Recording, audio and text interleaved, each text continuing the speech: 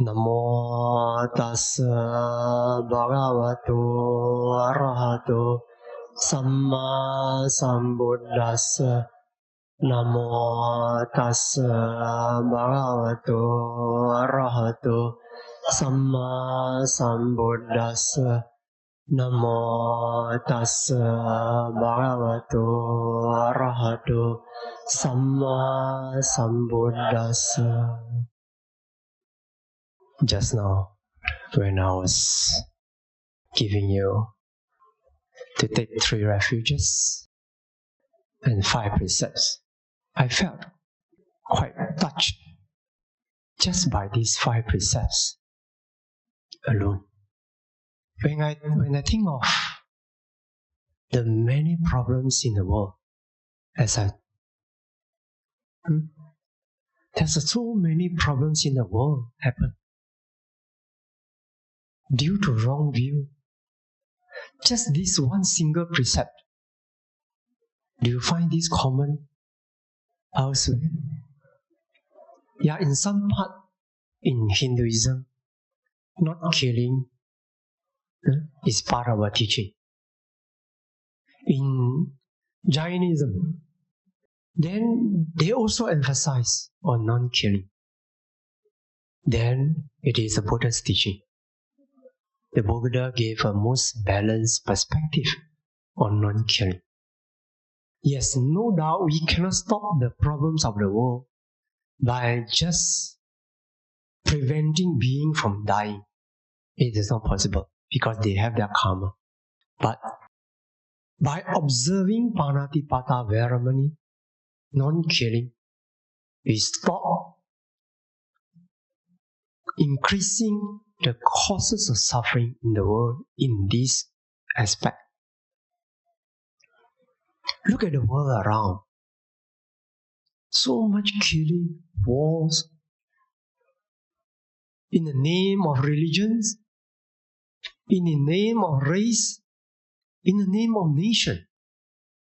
What happened? Let's ask ourselves, what happened? Only one reason only. Really goes, if you go down into the root, it's only one reason. Not having correct understanding of the nature of life. This we call wrong view. It is a pity. It is a pity that people don't know while they are searching for happiness. They want a sense of security. They want to feel safe.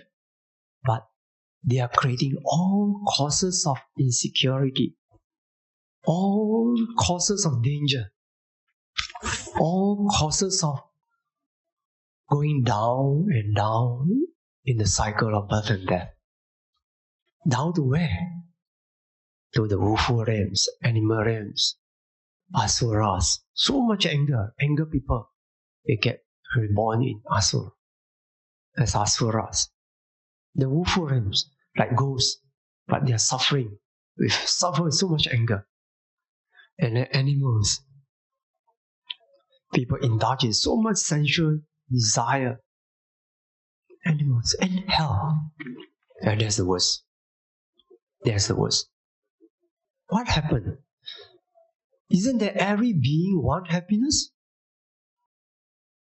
Isn't that they all want happiness? They all want. But beings are creating causes of suffering while they are searching for happiness. Why? A wrong view only. There are so many religions in the world. How many religions have these first precepts? Just this first precept. Many people like to talk about the nice things. Well, all religions are the same. Well, we are all the same. Yeah, we like to praise. We like to say the diplomatic words. But is it true? Is it true all religions are the same? Then why all these religious people, in the name of religions, in the name of their belief, so they create so much suffering and so much causes of suffering to themselves? Let's ponder upon this. It is all because of not having a right view. We don't know what is life and how life came about and where all our lives are heading based on what causes we cultivate now and where we are heading. Not the same. Just this Panatipata Veramani, not the same. You don't find it common among all the religions. So, if the teaching doesn't involve non-killing, how can people stop killing? Is there any basis, scientific basis for racism, for nationalism? Let's look at what is nature of life taught by the Buddha. Let's look at what the Buddha taught.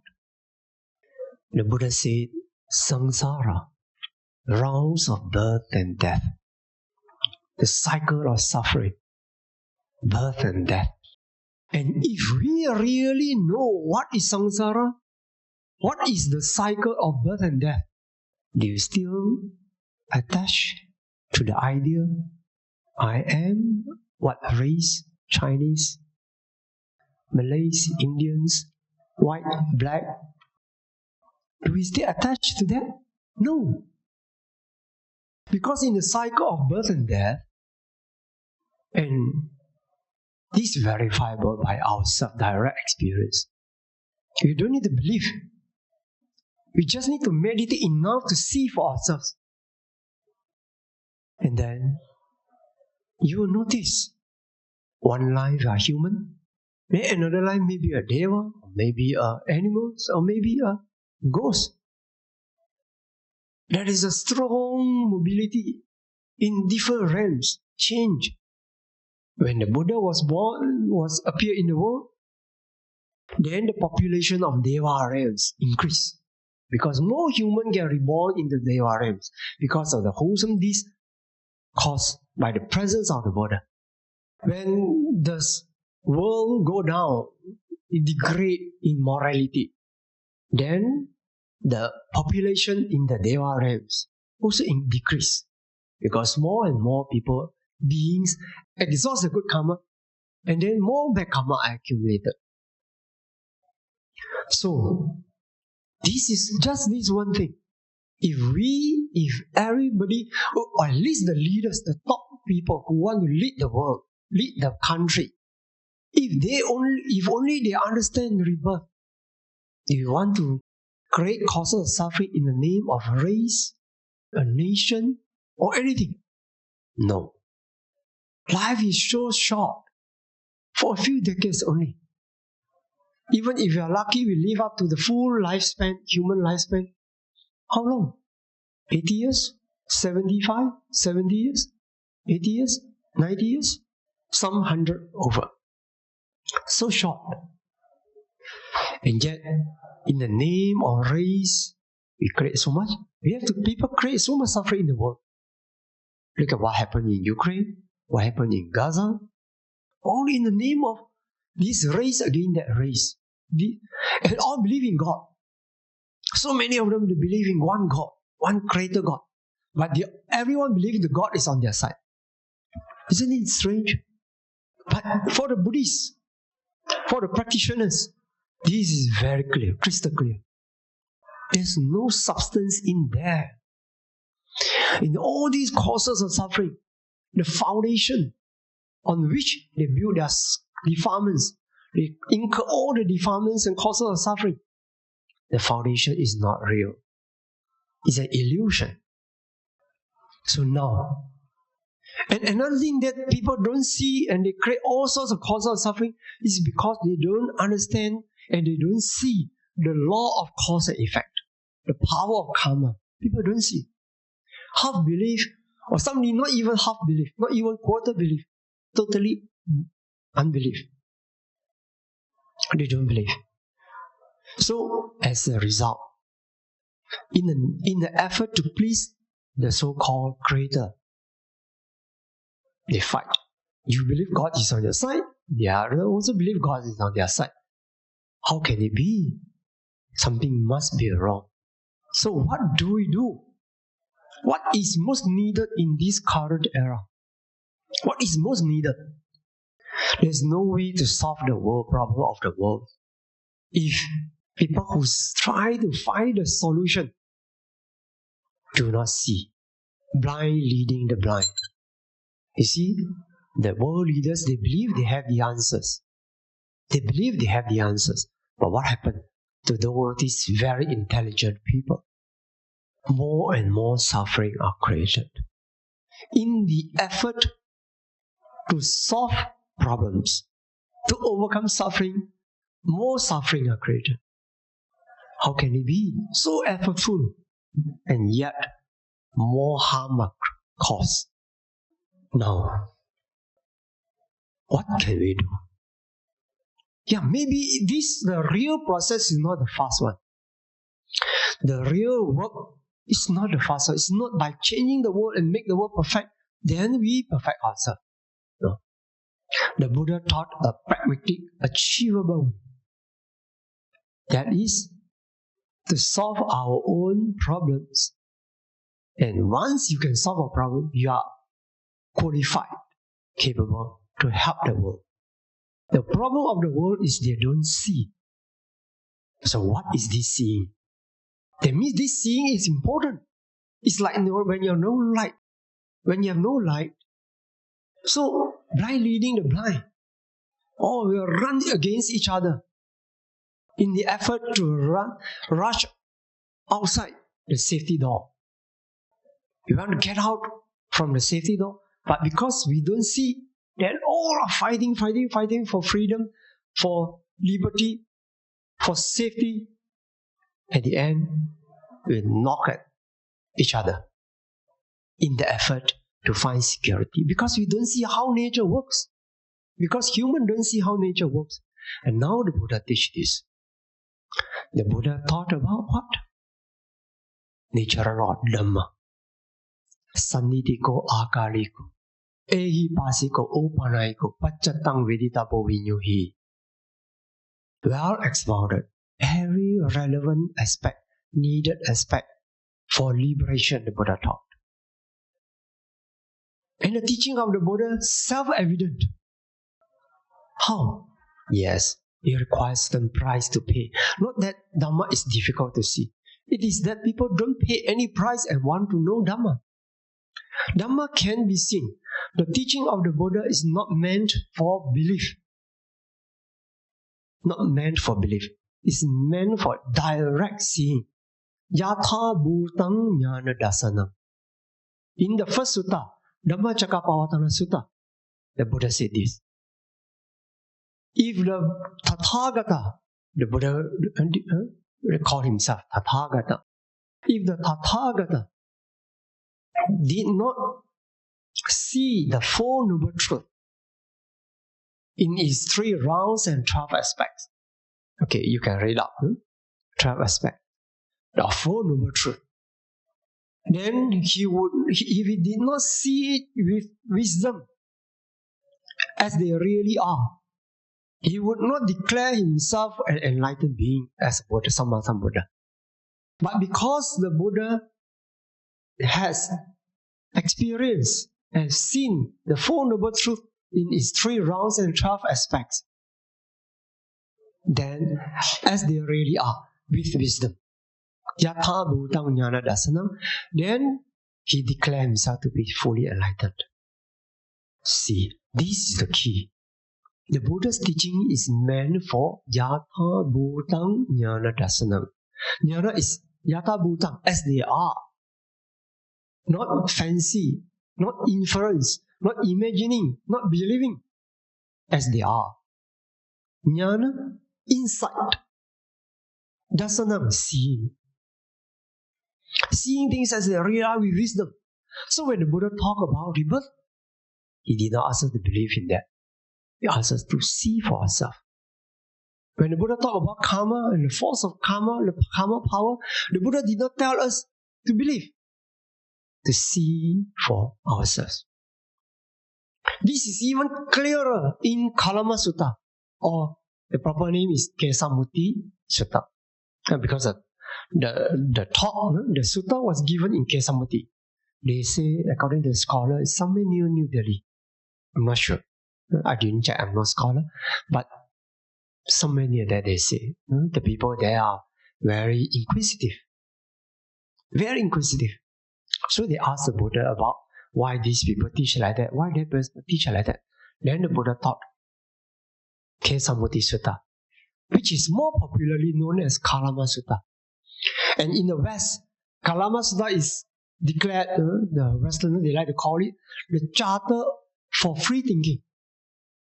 Because the Buddha did not seek to force everyone to believe in his ways. Because why? If your teaching is so clear, verifiable, can be experimented upon, you can practice to know for yourself, why make people believe? The Buddha did not attempt to make the Kalamas people believe. So, in the suttas, I'll show you, in our chanting book, every 2 weeks, we recite this sutta once. Okay? The Buddha said very clearly, 10 qualities.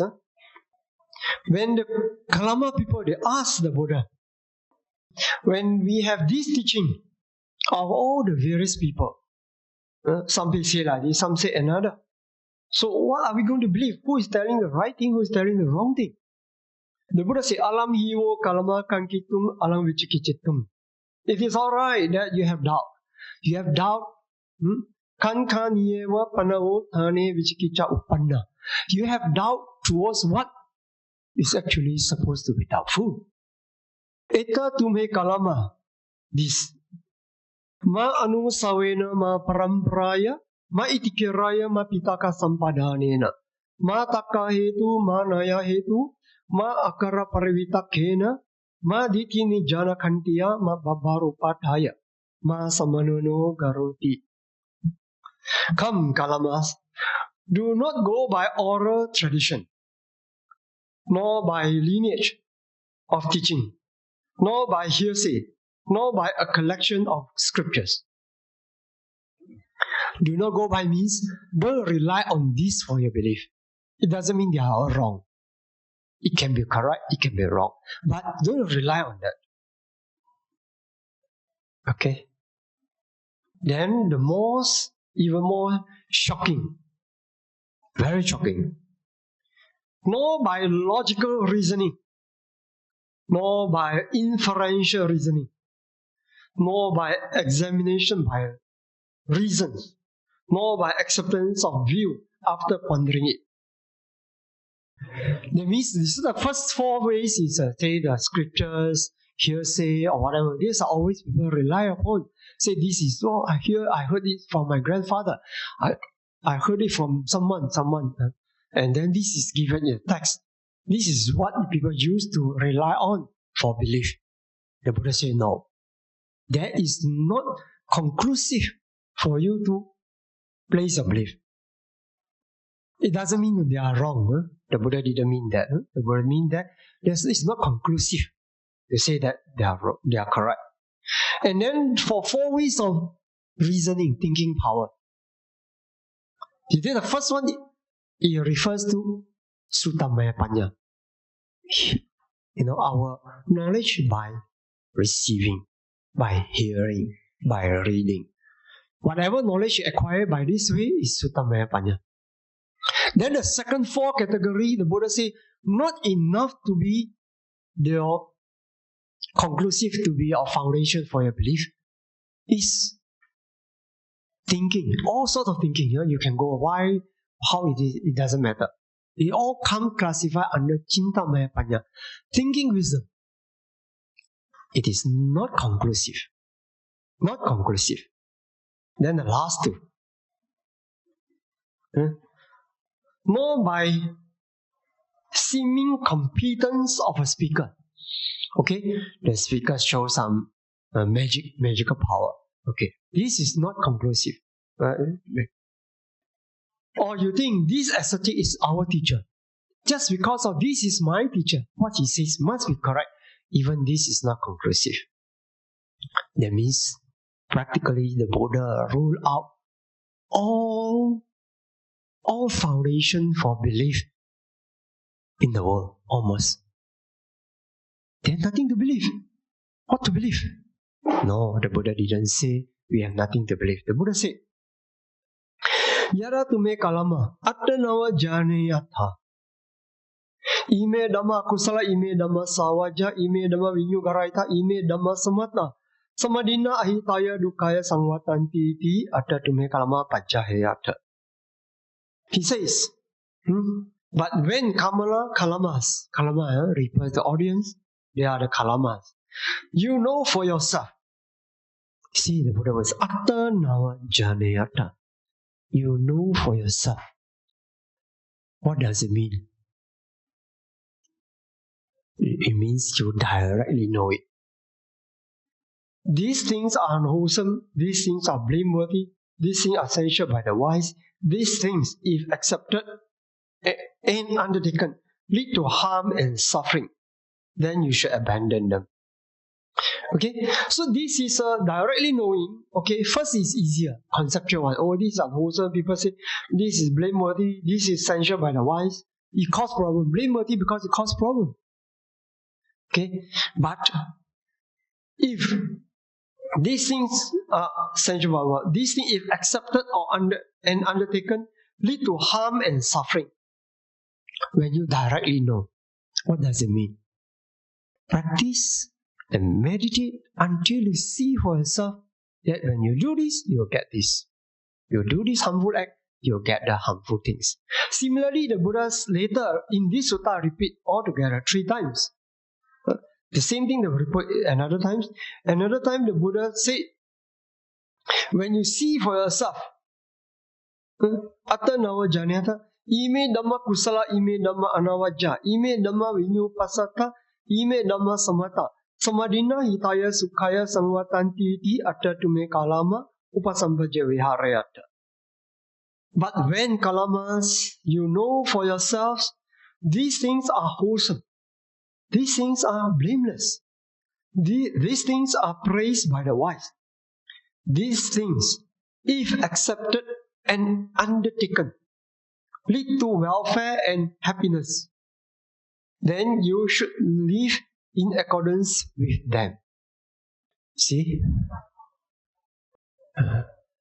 The Buddha said, when atanawa janayata, when you know for yourself, you see all those things that the system of relying on texts or scriptures or stone in the text scriptures carved on a stone or whatever, or on palm leaves, not conclusive. The Buddha didn't say throw away all these things. No, he said not conclusive. Then all the reasoning, sutta panya, thinking, wisdom, not conclusive. Atanawa janayata, when you see for yourself. Okay, from conceptual level you see for yourself onto ultimate level. That is bhavanamaya panya. That is the real strength of Buddha's teaching. What is this real strength? Verifiable. The Buddha's teaching, I no longer call it philosophy. Those days when I was young, as a teenager, and people say, oh, is it philosophy? Is Buddhism science? No, I don't know. So, but because still have some kind of belief, it seems, how many people know Einstein's theory of relativity? But everyone believes it's true, it's correct. How many people know? How many people can understand that? Try to read up. Very few. Only some people who really did the research, or the top ranking scientists. Okay, they have a better grasp of theory or relativity. In fact, still today, there are some people still inquiring and making research about it. But because certain things has been proven by science, then majority of the people in the world believe it, accept it. Because the wise, the intelligent ones, they know this thing to be, reliable. Or to some extent, may not be absolute, to some extent. At least to the extent that has been proven by science. And what about the Buddha's teaching? Same. Exactly the same.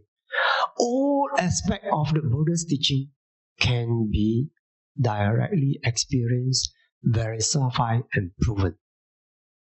This is even more significant in this era when people are lost, where they have all sorts of doubts. They are so uncertain about what is right in the world. But because the teaching, most religions talk about belief and keep brainwashing people, and people need some kind of solace, some kind of refuge in the mind. Our life is too hard. So the belief system still has its market. Very popular. Why? Even some top-ranking scientists, they feel they are so cool, but inside, they need some emotional satisfaction. Some kind of spiritual refuge by instinct. So they still go to something that they don't understand, and well, I believe it. But this problem can be solved in Buddhism. No doubt, it is not easy for everyone to work up to that level of verifying all aspects of the Buddha's teaching.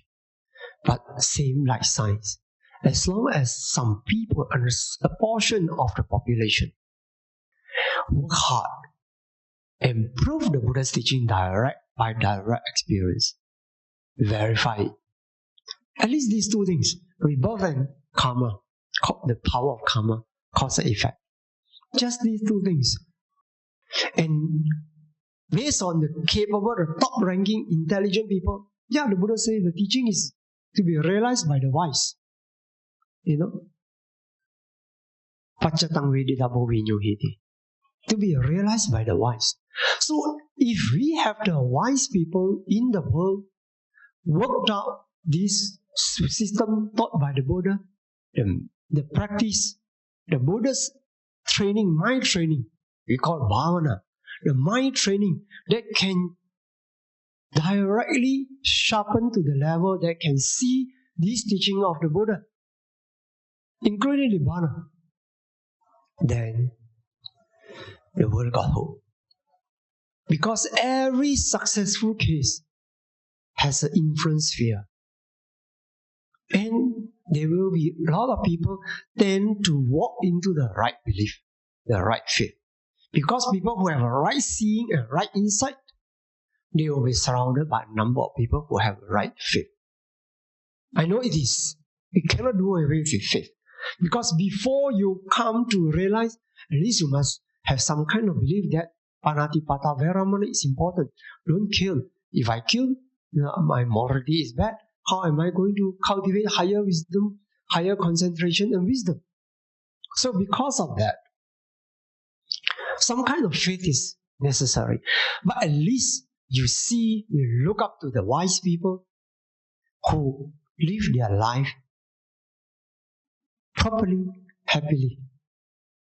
And everyone who enjoys Dhamma happiness tend to influence the world. But this era, when people have all doubt, uncertain, where am I heading to?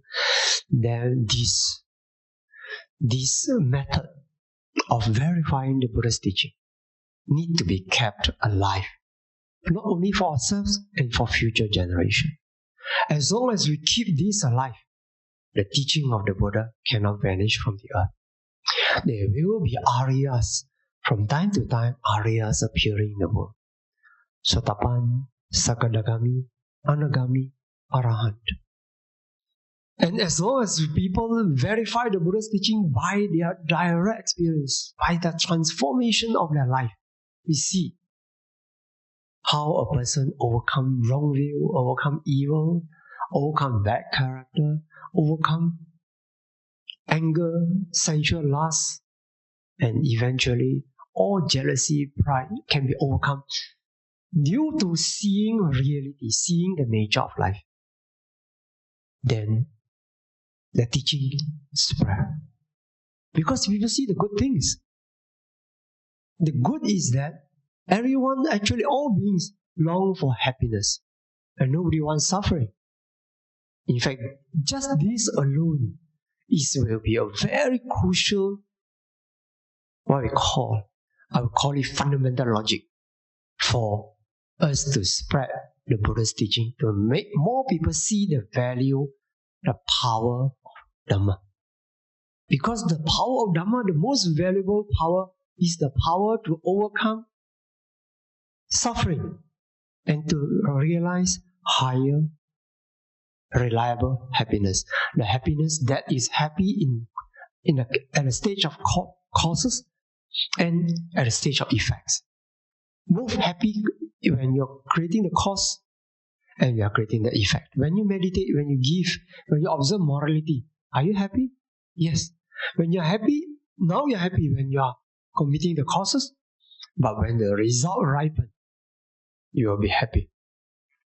For example, when the biggest exam in our life comes to us, you know when is it? Do you know that? Can guess? When is the biggest exam in our life that no one can avoid? You have to face it. Dying. Yes, you get it right. Dying. No one can escape this exam. I call it the biggest exam in our life because in all other exams, the fruit of the exam, well, you get, your life go up a bit, wealthy, just like that only. If you miss also, you cannot die. You fail the exam, you die. But the last stage of our life, dying moment, it is so important in determining our next rebirth. So if we fail the exam, we die with a blur mind, die with a lot of attachment to the world, a lot of remorse, a lot of anger, a lot of fear, agitation. Where will we be reborn? Know the signs. If you meditate enough, you will see this yourself. How the signs of rebirth take place. When dying moment, if you don't take care, then the next birth. Then the beginning of the whole life. This is science. This is not belief. Verifiable by yourself. This is science. So if more and more people come to realize how it works, do you think they still want to remain racist? They still want to create war, fighting, anger? No. We don't need to force people to be kind. Don't need to force people to be good. They will be good for them, for the sake of themselves. By their own initiative, they will be good. Why? Because all beings love themselves. All beings, without fail. Even for the person who wants to commit suicide, he or she loves himself or herself. Why? Because I don't want to suffer so much. I die, I kill myself. Like that only. So such people, they don't want to be reborn again, they will be reborn again. Because of the wrong view, attachment to non-existence, thinking that dying, everything is finished. So this is. So there are a few things more which I believe it is very important in this modern era if we want to help beings to know the Buddha's teaching. I think we need to make good use of the strength of the Buddha's teaching. I call it from belief to knowing. We try to practice the Buddha's teaching not only at the level of belief. Yes, some kind of belief at the beginning. At least you must give ourselves benefit of doubt that killing might have bad karma. Might have bad karma. So because of that, I don't want.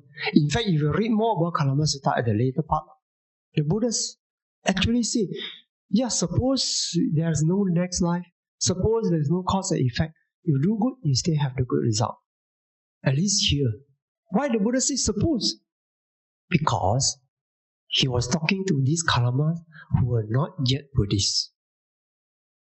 So the Buddha said, it doesn't matter you believe or don't believe, but at least it is. When you do good, you are safe. When you do bad, what happens if there is rebirth? If there will be rebirth, there will be bad result from the bad action. What will happen? So better play safe. The Buddha was using this approach in the later part of Kalama Sutta. So now we try to know Attanava Jnanayata according to Kalama Sutta standard. Try to know by direct experience. You know it for yourself. This is a job of as all Buddhists. Because why? Why as a Buddhist we have this duty to be a Christian or other religion? So easy, you just need to believe and then throw the job to the God. But the God did everything for you? No. We have to do the job ourselves. So why? Because ignorance, avijja. Ignorance is a biggest cause of suffering. Because of ignorance, all kinds of causes of suffering are created, are committed, and then we suffer. So we have no excuse for Buddhists to say, well, I have no time to practice, I have no time to conquer my ignorance. Well, it's okay, I can put it aside. No. We have, every one of us, if we love ourselves, we have a duty to conquer and eliminate our ignorance, our delusion. We owe ourselves a duty if we love ourselves, if we don't want suffering.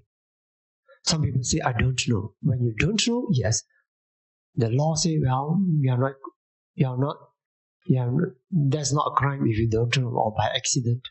But in the law of cause and effect, in the natural law, ignorance, when you close your eyes, you walk towards a cliff and you fall down.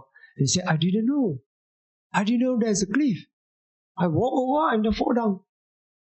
Gravity will not tell you, oh, I noticed that your eyes were covered, you didn't see, you were sleepwalking, into the cliff, and so I don't pull you down. No, gravity won't tell you like that.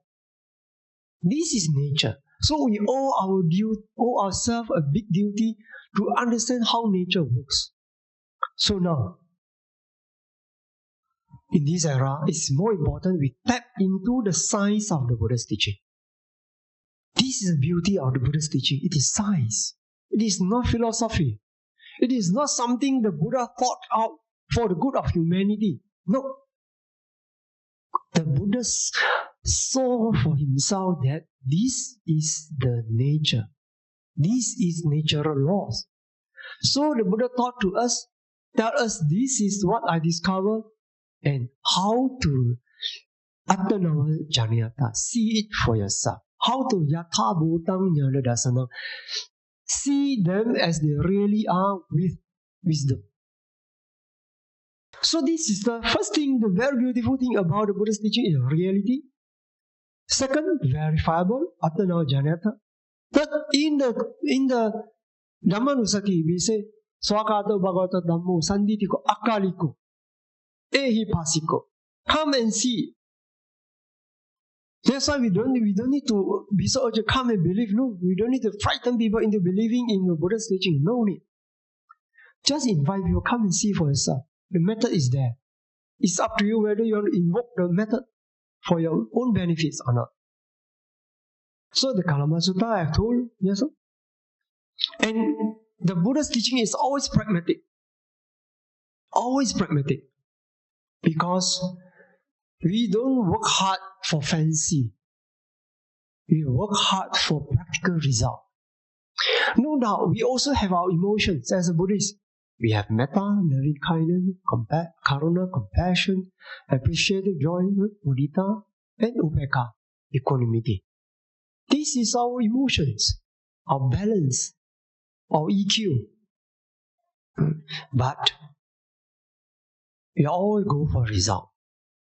It is not wrong when we as a Buddhist, we go for result. It is wrong when we attach to result without working on the causes.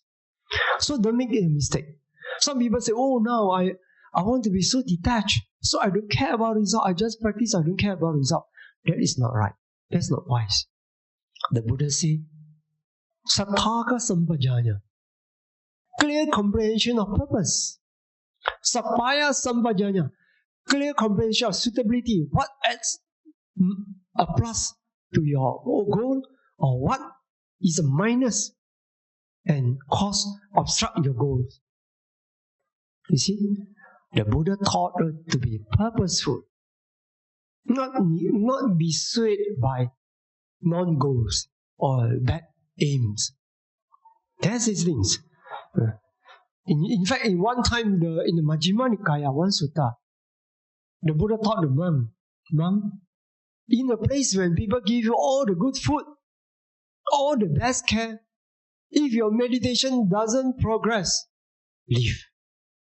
But in a place when there's a scarcity of food, you don't get enough food, you don't get enough care, people even don't treat you respectfully, but if your meditation progress, stay on.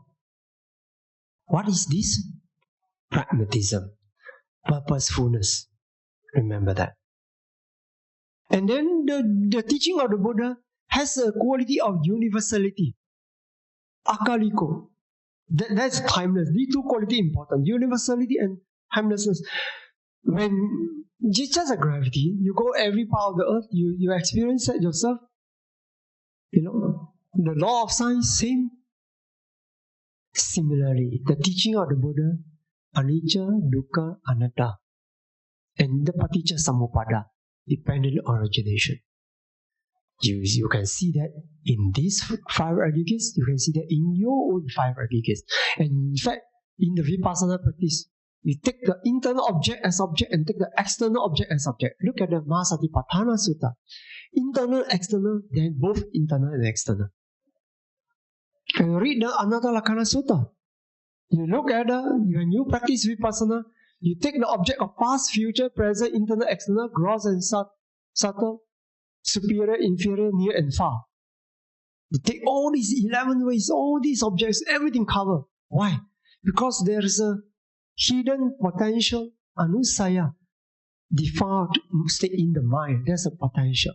So when you practice, you cover everything. The Buddha didn't say that only anicca, dukkha, anatta, impermanent, suffering, and non-self, only occur internally. No.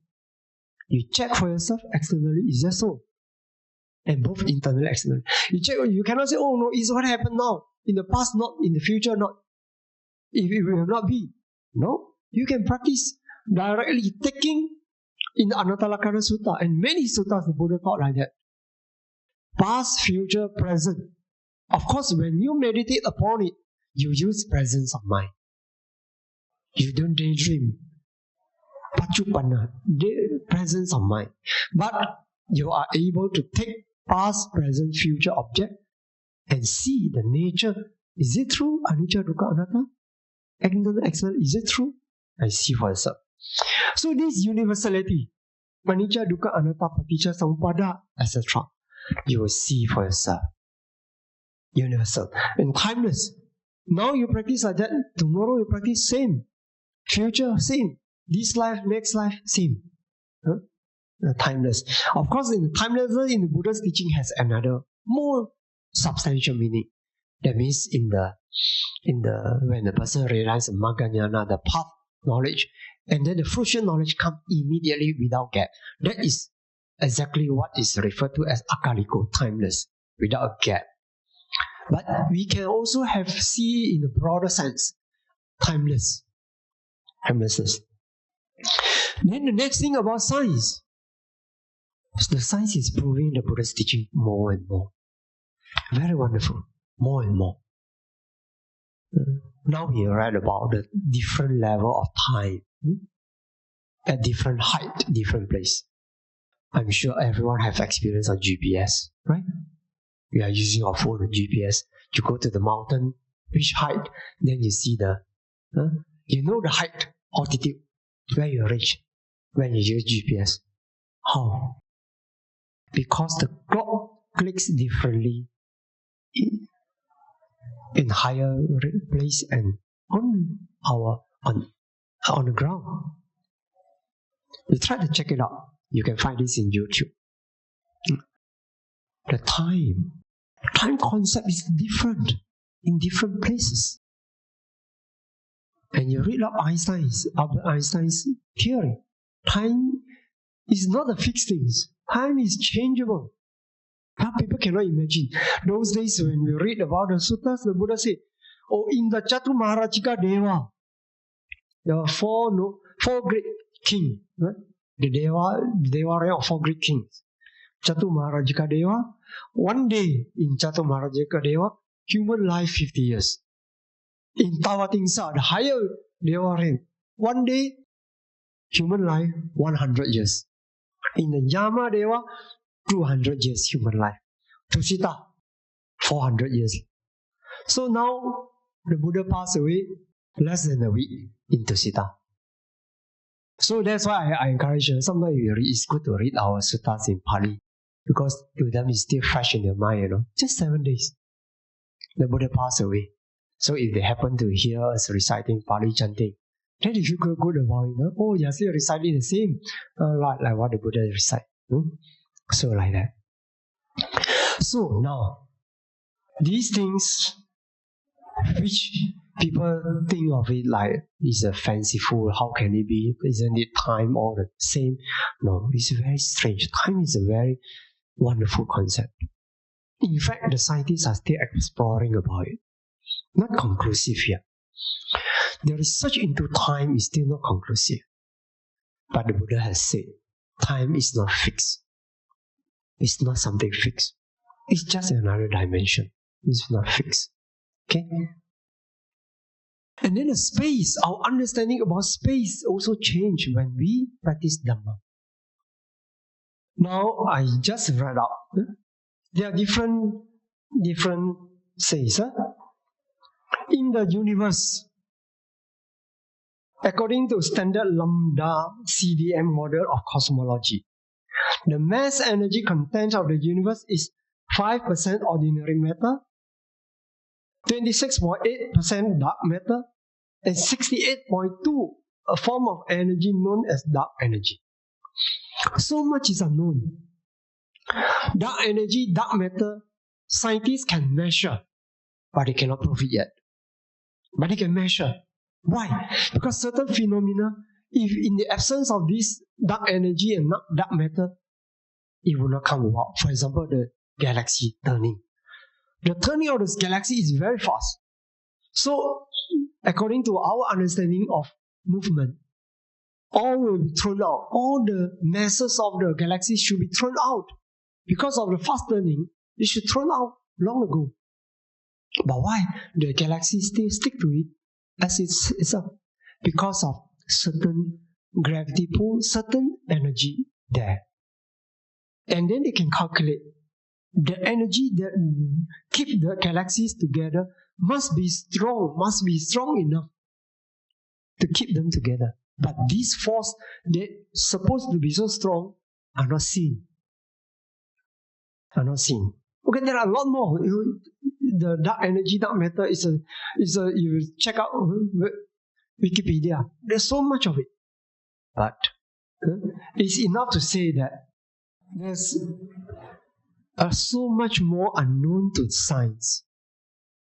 So much more.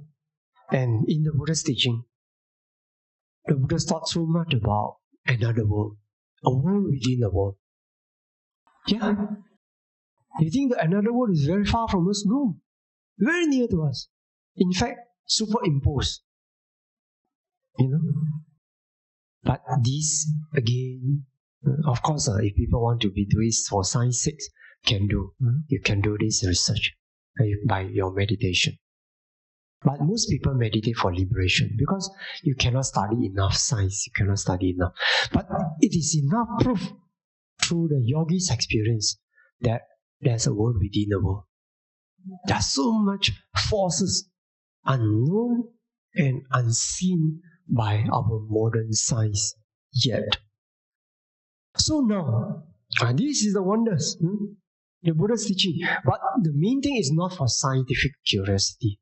The main thing the Buddha taught all this teaching is for the overcoming of suffering. And then the Dhamma has the quality of all-encompassing. It's just the same. You talk about timelessness, same. You talk about all-encompassing. Anicca, dukkha, anatta, paticca samuppada, all encompassing. There is one more thing that the science cannot imagine, because when the science study only on all formations, sankhara, all things that are conditioned and arise and pass away. But the Buddha's teaching is not only that. The Buddha shows us another possibility. The possibility beyond the conditioned state. The state that arise and pass away. That is Nibbana. The permanent happiness. And what is it? The Buddha said this is to be realized by the wise. So now, if nowadays we shouldn't try to copy, also we don't really need to copy other religions' ways of brainwashing the disciples. No, we don't do this. In fact, we should make good use of the strength of the Buddha's teaching, the science part of it, the scientific part of it, the verifiable part of it. Let's prove for ourselves. Once you prove for yourself, even people want to take away your life, can you disbelieve what you see? Yeah, for life's sake, yeah, some you say, well, if you put a knife on my head, tell me there's no sun in the sky, no moon, no stars. Yeah, I will say so. Yeah, maybe. Some people, for life's sake. Okay, well. But can you disbelieve what you see? No. What you have, yatha bhutang jnana dasanam, you have seen as they really are with wisdom, you cannot turn back. That we call irreversible knowledge, irreversible wisdom. And that is the type of wisdom that secures your life, our life in the rounds of birth and death.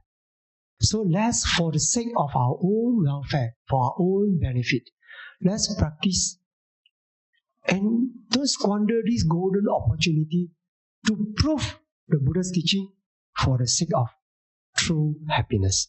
And when we do that for ourselves, we make ourselves a vessel of the Buddha's teaching.